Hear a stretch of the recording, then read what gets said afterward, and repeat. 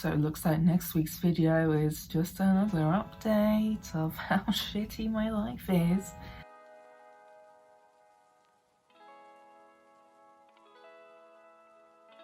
Hey pals, it is me again. Literally the day that my video went up last week.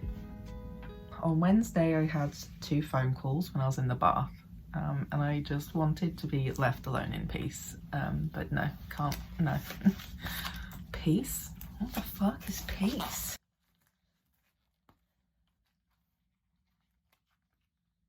So yeah, yesterday I got a phone call in the bath to book the PET scan, which nobody mentioned to me at all. But apparently the lady I spoke to on Friday on the phone, who was a rheumatologist, I don't know whether she was a registrar or what, apparently she did talk to me about it. And we were like, no, nobody talked to us about it at all.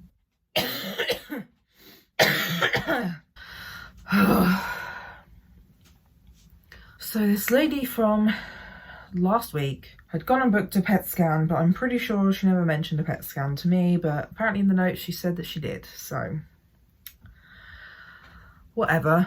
I don't have the energy to deal with any of that. To be honest, 5 minutes later I got a call from a different rheumatology registrar, basically as like a catch up, see how I am, and I was just like, oh, I just wanted to have my bath. I won't lie, I just wanted to be left alone this week to have my bath. So I told him all about like how difficult this has all been, why I don't want to go for a PET scan, because I'm needle phobic, but it's more specifically to do with the situation, not the pain. My last and only PET scan was bad because of the needle. The lady who tried to get a cannula in for me just shot straight through my vein and pushed saline just into my body tissue, which is very painful, by the way. And then I had to have one sticking out my fucking forearm. But yeah, so he was very nice and he sent basically everything to my rheumatologist, who no one's been able to get in contact with or get to speak to me in any way. So he sent all these details to her to make some kind of decision on what's going on with me. She rang today. Today is Thursday, the 7th. I have been starting to get sort of more chest pains, back pains, arm pain, coughing more, breathing, squeaky breathing again and stuff. And I think that's kind of been triggered more from the stress that I'm dealing with at the moment, because I'm not the only sick and disabled person in my household. And it puts a lot of pressure on everybody who lives here when most of us are not well. I mean, to be honest, no one in this house is doing well at the moment, physically, mentally. So it's been generally very stressful. I have been trying to work out what I could feasibly try to do, what kind of support I can get in place, what kind of money I could possibly bring in to aid with financial, monetary related issues. My friend asked me, you know, are you guys okay? Do you need money? It's like, well, everyone always needs money, right? But like right now, we could really just do with some mates coming around to help us out with some shit at home, you know? But 1, we live very rurally. 2, my family don't really have many close friends who live nearby. And the ones that we do have that live nearby are also very often, most of them are very busy people too, with a lot of their own life problems that they've got to try and keep on top of. So it's difficult to reach out. So I'm trying to see what I can work out. One thing in particular I'm focusing on is seeing if we can get like a volunteer dog walker to come and walk Layla a few times a week, just to kind of help remove that stress from my mum, because she is the one who walks the dog morning and night. But also, you know, I'm not feeling very well, so I can't either join in for the walks or I can't just take the dog down to we have a secure fence. Like I can't just take the dog to the secure fence by myself. I'm just not well enough to do that at the moment. Feasibly, where can we access help? And I've got a few other things to look into as well, but it's also just a lot mentally. I have been off my ADHD meds now for a week.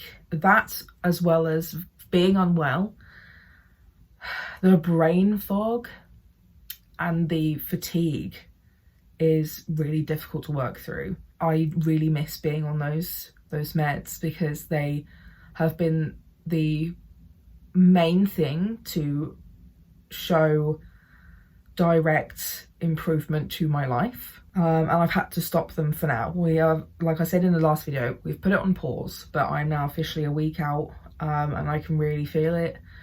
But also, you know, would it just be more of a hindrance too? Because it could mask other symptoms I'm having.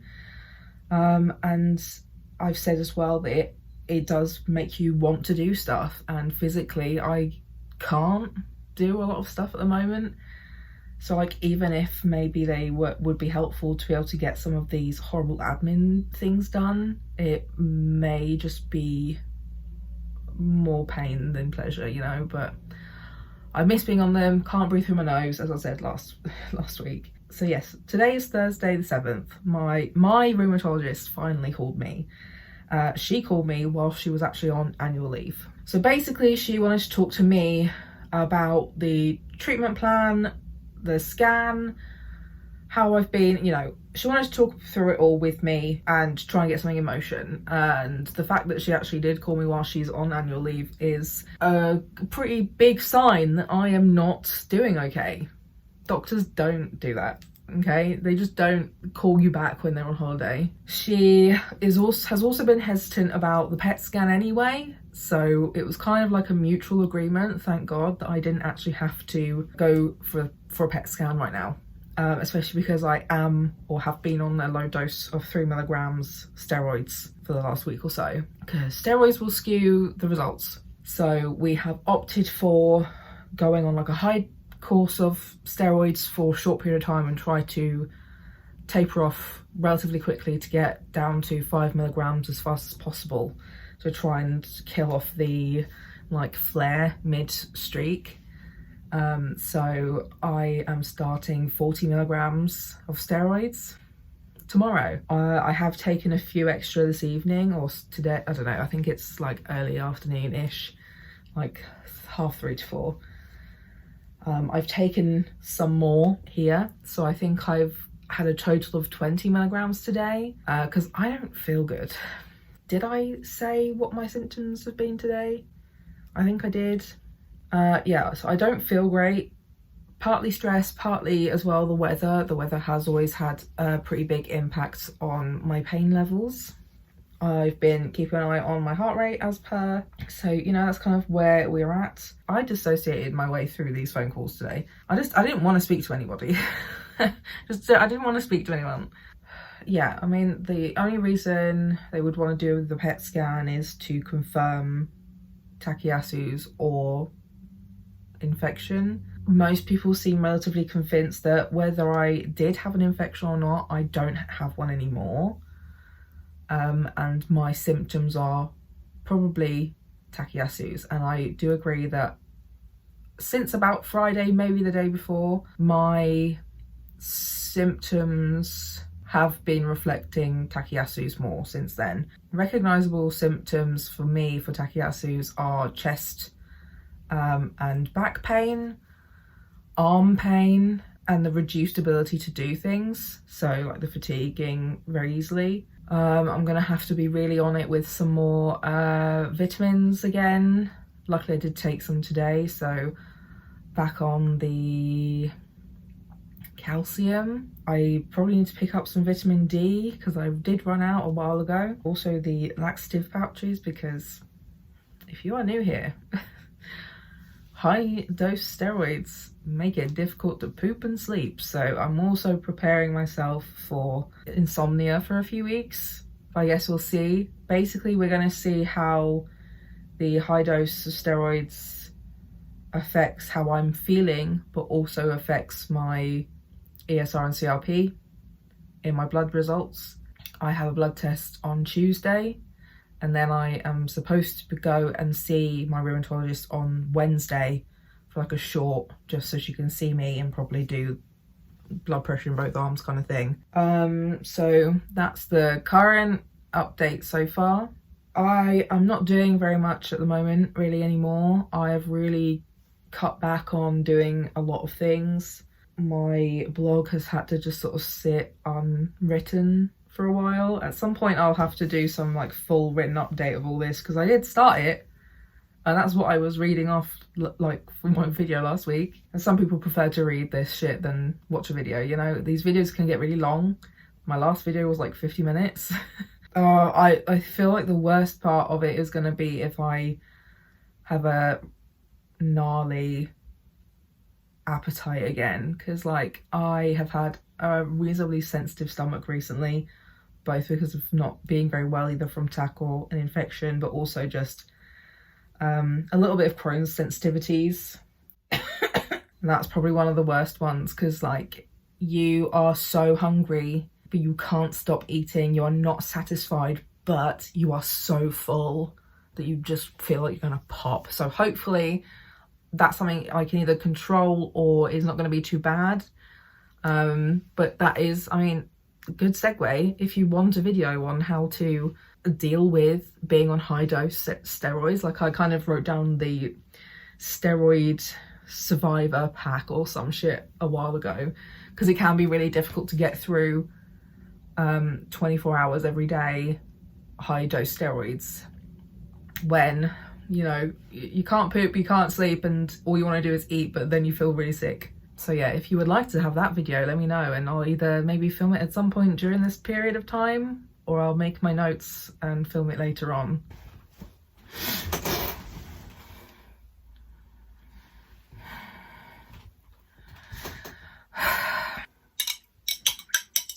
It's now Friday. Yes, I'm wearing the same jumper.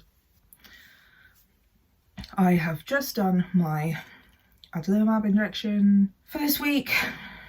Yesterday, after taking extra steroids to reach 20 milligrams, I did feel a lot better then. And this morning I took my first dose of 40 and I do feel a lot better. And like, I feel like I need to make a whole separate video on this particular topic of like steroids. I've made a video on steroids and like my experiences on them, but as that, God, that was last year, I think. Oh, magpie, hi.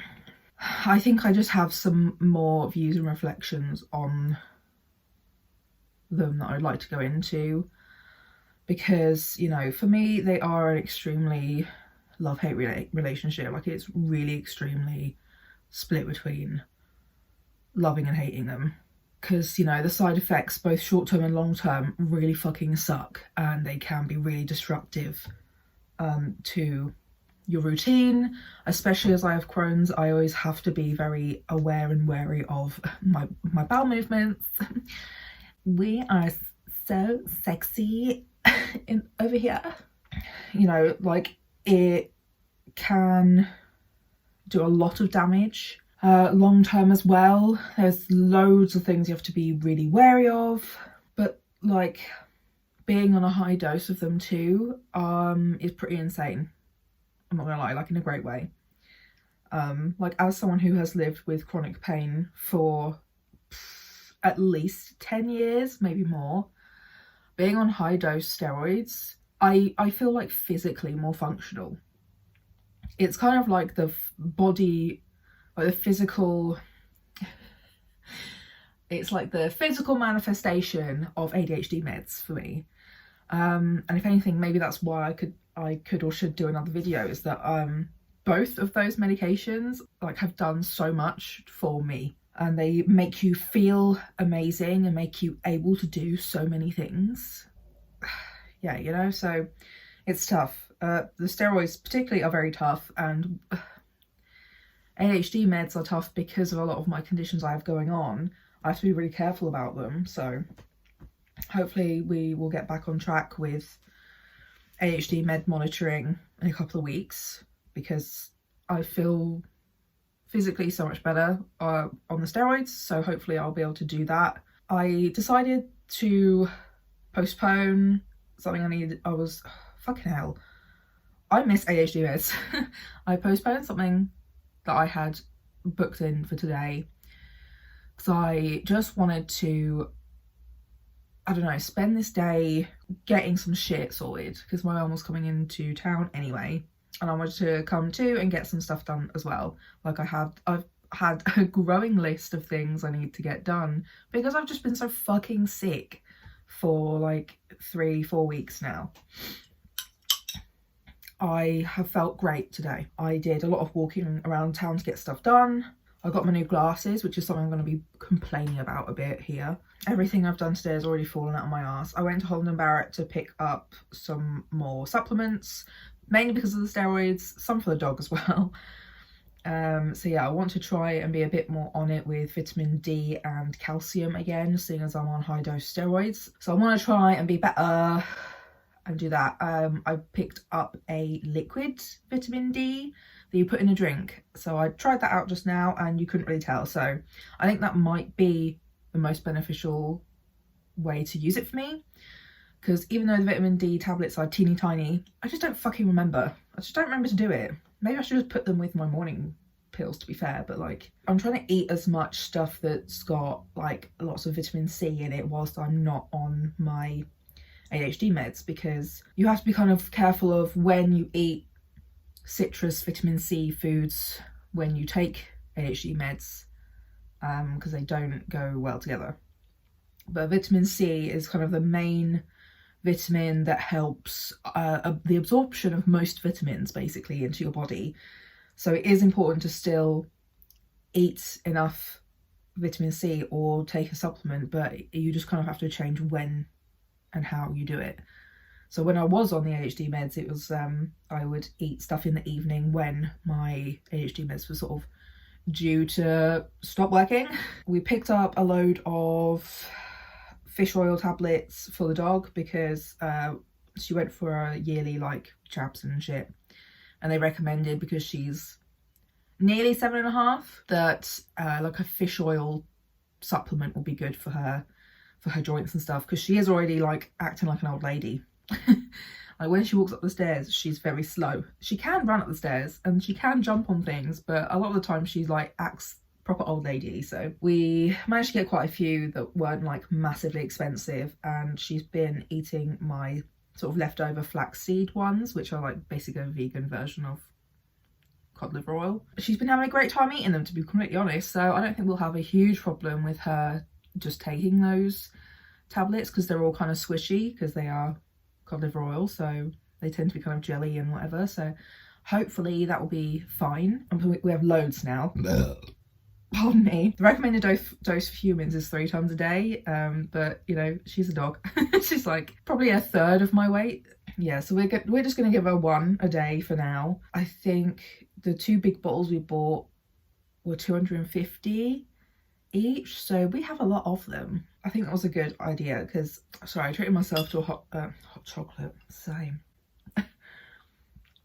Chocolate milkshake, because my life sucks. So I have been thinking about a lot of my gaming tech stuff that I have and debating whether I want to keep any of the stuff, because I haven't touched a lot of it for a while, or I've played the games I wanted to play, and that's that.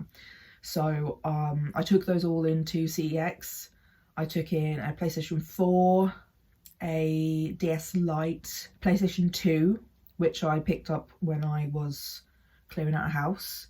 I have a PlayStation 2, so I don't need another one because it came with a remote. I thought I'll just sell it as well. And then I realised some of my old like student DSA stuff comes up when you search, I think, Olympus on CEX. So I brought those into, I think it was a mic stand for like Zoom calls or something, and a voice recorder. Neither of them were going to go for much, but I thought, you know, might as well just take them all in, because you get more for the vouchers anyway to spend it with CEX again, and you know, the more that went together, the more money I'll have off of the things I'm thinking about buying. And I had a couple of PlayStation 4 games to sell. I had to buy a PlayStation 2 controller though. It sounds stupid, but they probably wouldn't they wouldn't buy my PlayStation 2 off me if it didn't have a controller So I had to sell it with the controller to then buy a new controller.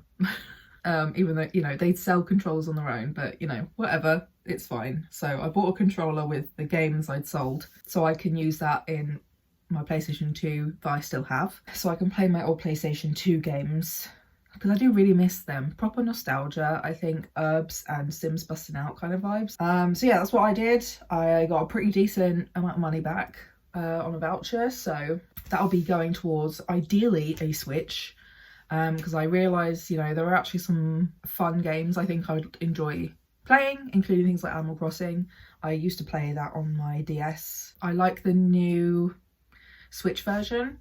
I watch some people streaming it sometimes. I don't know, I think I might enjoy it, along with some other games too. So because, you know, I feel like with my recent health crises, it was a sign to make a big change, to invest in something that I think I'll get a lot of enjoyment out of from my bed. And seeing as I haven't really touched any of these other devices in a while, and the thing stopping me from using other ones is because parts are broken. Yeah, I picked up my glasses. You can see I got a blue light fucking glaze, I don't fucking know, on them, but they're also supposed to be anti-glare. My other glasses, which are not up here, are not blue light, but they are anti-glare. So I'm trying these out to see if I like the blue light, because I personally can see a lot of the reflection coming back at me. Like I can literally see my own eye reflected in my glasses, which is very distracting as an autistic ADHDer. Don't like it.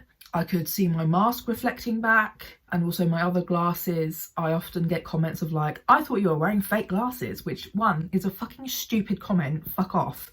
But two, I like the fact that you can't tell, because it's really beneficial for my videos and photos that, you know, like kind of like this sort of angle within these at the moment, is that it doesn't, you know, ruin the photo like that. Like, it doesn't ruin it, that this ruins it, you know? I personally prefer how glasses look on me generally anyway, which is why I've had this internal battle of, do I get laser eye surgery? Because glasses are so fucking expensive, and you keep getting less and less able to fucking see. And my identity, basically. And the anti-glare from my old opticians, that's the other thing I'm trying to see if I want to move opticians and that sort of thing. You know, I got these from Vision Express. I'm not super impressed generally by them, but I went to an independent opticians in the same town.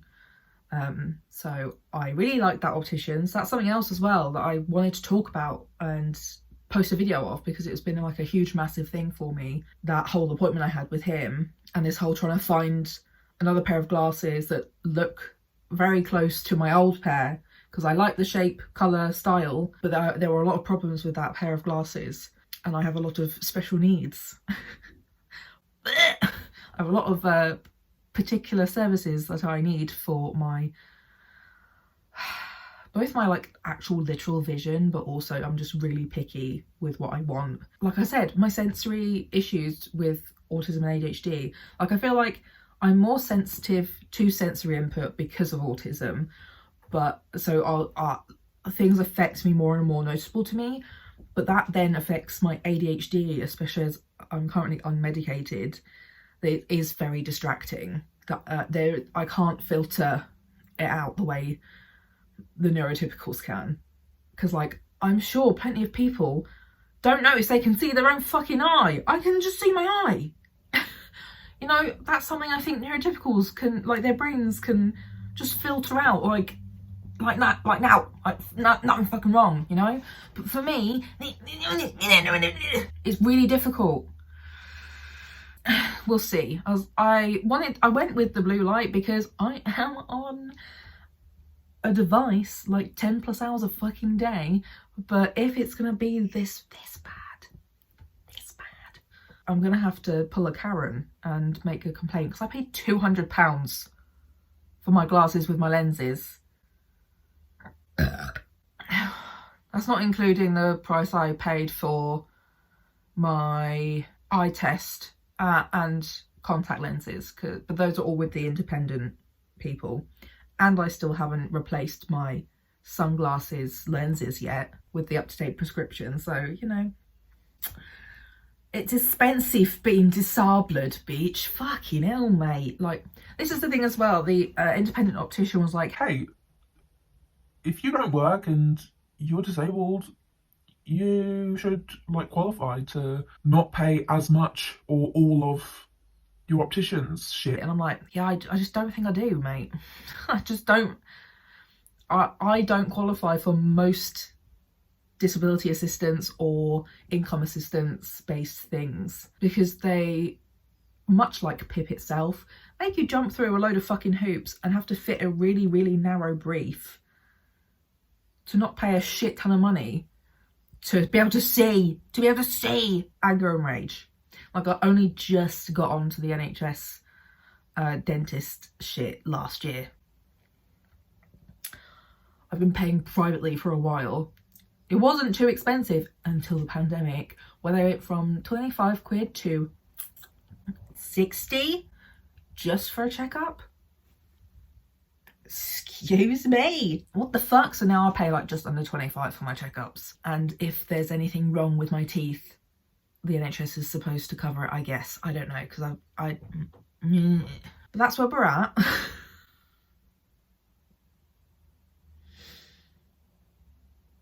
I just had to like come and vent some of this stuff and just have an update about what I've been doing, because, like, you know, I am on steroids so I can kind of do a lot more again, but I'm playing catch up. That's the thing when you're chronically ill and have flares that can last weeks, months, years. Either when you're on the right medication or you are in remission, you're just playing catch up all the fucking time to get shit done that's just had to wait, you know? And it's difficult doing that all the time and trying to keep track. I don't know whether I want to listen to, because I got Divergent on loan from the library to listen to on audiobook. I don't know if I want to lay and listen to that or maybe watch some YouTube. I can't breathe through my nose right now, and I just really miss my ADHD medication so much because of that. And that's kind of it for now, really. Just wanted to update you. See you later. I just wanted to do my little like update so far. It is Monday now. The video's too short for me to just leave it as it is when it comes to this kind of vlog stuff, but also I think the extra stuff from the blood test tomorrow and then the appointment on Wednesday might be too much to put into this video, but also like with the time frame and stuff, I'd rather try and get it done a little bit sooner. So I just wanted to have a little update. I have been on 40 milligrams for now 4 days. So my last day is tomorrow, and we drop every 5 days, 5 milligrams until I get to 5 milligrams. Generally, I'm feeling a lot better. As you can see, first day in like somewhere along 6 weeks to 2 months that I've actually put on makeup in a while. Hi. I'm also finding that my reaction to the steroids this time is actually quite different to what it has been, especially as a high dose. I have not had insomnia at all. If anything, I've been sleeping better.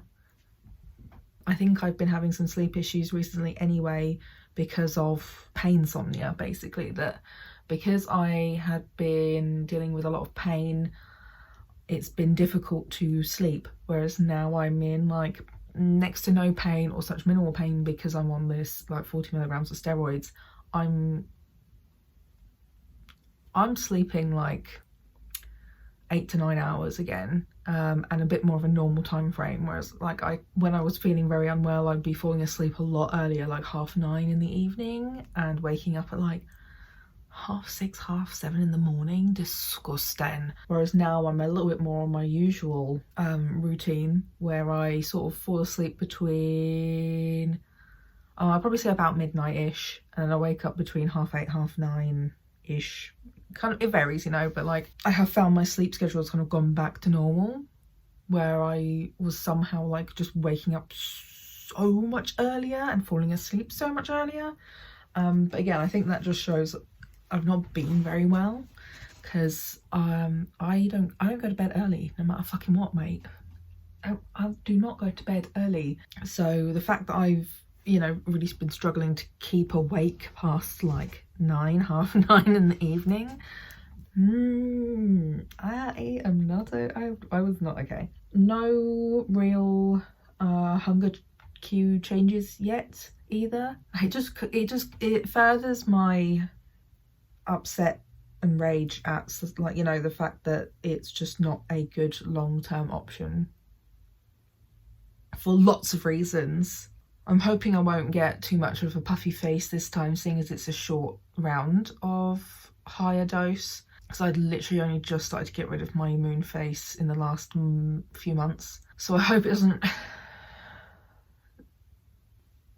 puff back up too much before I hit sort of 5 milligrams again. But yeah, it just makes me mad because clearly I don't want to develop steroid-induced diabetes or steroid-induced cortisol level problems, which both my gran now has from being on steroids for 6 years. And I'm nearly at the 2-year mark. Along with obviously loads of other things. She's had a lot of teeth problems. There are lots of bone density issues. I've also been dealing with eye problems. My gran's had eye problems. Mainly that my vision has just like taken an absolute shot put straight down, and is not doing so hot. I've had to get new prescriptions every year now for 2 years in a row. And it was obviously loads of other things too, but like those are sort of the main ones I can think of. Main ones people talk about. I think it's something that I'll look into as well to see what other long-term problems there are or can be. I think I've talked about in the past, high blood pressure is another thing with steroids, which can also affect my ability to be on ADHD medication, because you have to keep an eye on those kinds of things too for ADHD meds. So if my blood pressure goes up because I'm on steroids or like a high dose, or I don't know, then more problems for me. Just one of them things, isn't it? It helps basically all of my pain from all of my different conditions, and it is just rough that it can't just do that and comes with so many side effects. It just makes me sad that this isn't an option, or shouldn't be, or can't be a long-term option, or like it. The complexities of it is that it might have to be a long-term option, because if I come off it and I keep reacting really badly to coming off it with my Takayasus, I don't have a lot of things to work with, because then I will either have to change my adalimumab injections to something else, something stronger, that may not work as well as the adalimumab has been. We've kind of had a discussion before that coming off of adalimumab to try something else could be bad to do, because the adalimumab does seem to do something, does seem to help, and does seem to help my Crohn's, and you don't want to come off of something that is helping in some way to try something else that might not help at all, and then not really be able to go back onto that other medication anymore, because of the way that biologics work is if you come off them, or the longer you're off them for whatever reason, the more likely your body will become kind of immune to that medication. So yeah, that's one of those things. If we want to keep using adalimumab, the only other option is steroids, or maybe also adding methotrexate, which I also don't want to do. There's lots of really shitty side effects for methotrexate that I've seen, both in person, because my gran's been on that for quite a long time. She was on the pill first and then the injection. Lots of people in the Takayasu's groups I'm in are on methotrexate too, and it's been pretty shitty for a lot of those people. So that's one that I would really rather not dabble with as well. So besides those two kinds of options, it is steroids. So it isn't really within my control. That's something that I just have to tell people and explain this to people so often, both other sick people and non-sick people, that actually a lot of this stuff is just not within my control. There are certain things that I can choose But at the end of the day, I can't choose which my body will react to well and not get all the side effects. If I don't even know if that made sense, but like, you know, I can't just decide this one medication will cure me and I will be fine forever. And I won't, my hair won't all fall out. Or, you know, other awful things. My teeth won't all just start breaking and falling out my face, which is also an issue that just comes with connective tissue disorders as well. So that's super fun for me. One of my biggest fears is just losing my teeth. And that is just generally a possibility. So super fun. You know, there's not really much else that I can do. Especially because I have both Takayasu's and Crohn's. That does eliminate certain medications for me, because some that they would use for Takayasu's actually can cause like fucking bleeding in the colon for Crohn's. And there's not many where the same meds are used for both conditions, so you know, it's complicated and it's difficult, and I just wish there was something in the works. I don't know, man. I really don't know what. Like, if I want to be totally honest, what I want is to be cured, my Takayasu's to go and become burnt out, which is a thing that can happen for a lot of people, where it's just done for the rest of your life. You know, I feel like it would maybe be easier to deal with and manage if I just had one of these things, if it was just Takayasu's or just Crohn's, because then they would both have more options for treatments and stuff like that, and more people are specialised in, you know, the singular conditions, but not as combination in one patient, if you get me.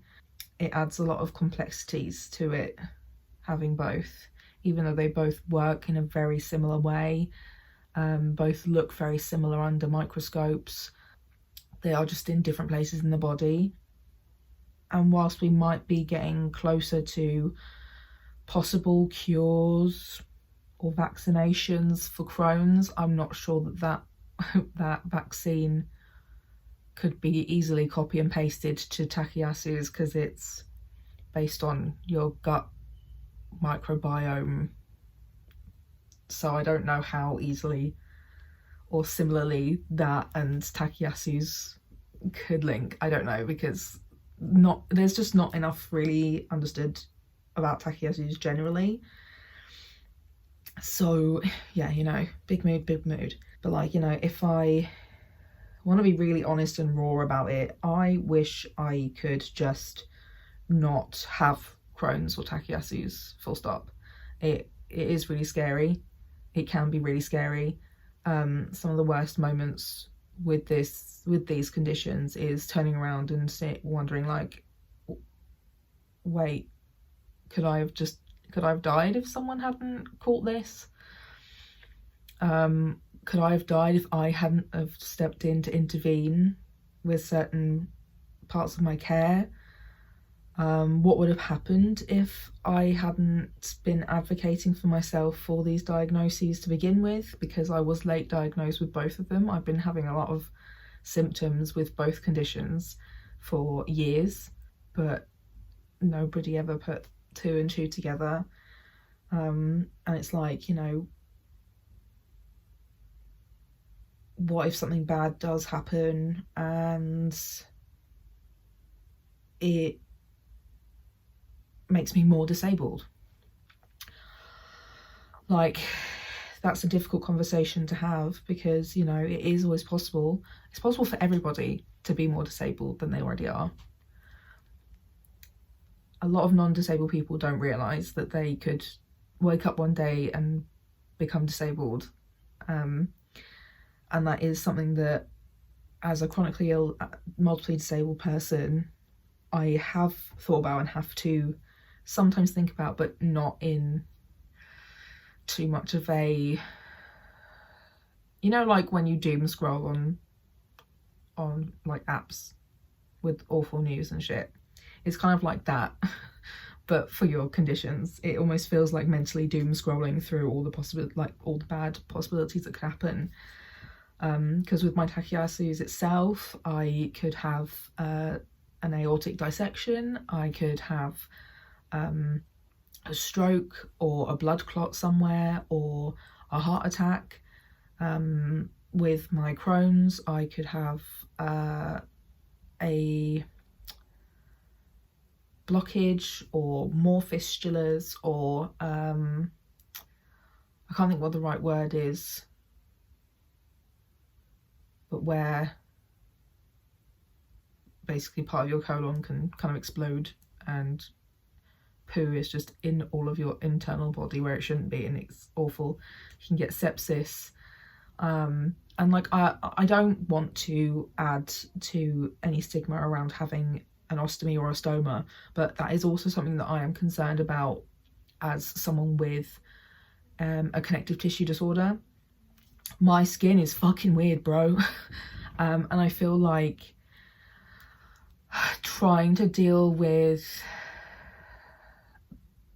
the minimal amount I currently deal with,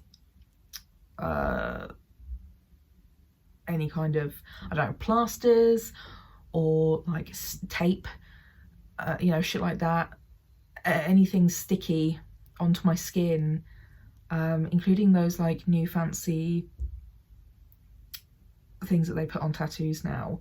My skin has such a wild set of reactions to all these different kinds of things, and my skin does scar and stuff with repetitive sticking, like when I had my abscess. Another thing that I get concerned and worried about too. Yeah, after my surgery with my abscess, I had to keep re-sticking different plasters over the surgery site and stuff, and it was so painful. Skin started peeling every time when I get my bloods done. If I've left a, you know, if I've got like a sticky thing on, that can peel my skin off. Like, it's bad. So like I am concerned about that being a possibility down the line, that if I could limit or minimize that from happening, I want to as much as possible. Because even as well, like if I do need a stoma, that doesn't actually even really stop or get rid of Crohn's either. So, you know, there's just, like I said, it's like a doom scrolling for your own worst possibilities and all the bad stuff that can come from having to go through that. And I've mentioned in these vlogs already, you know, why I often take a lot of my own medicating into my own hands, because I really don't trust the local facilities to be able to take care of me, basically. So yeah, it's difficult. I wish there was an easier answer, and I wish I didn't have to think about this, you know, at the age I am, and to think about it for the rest of my life, because that is a scary thought too. Don't really know how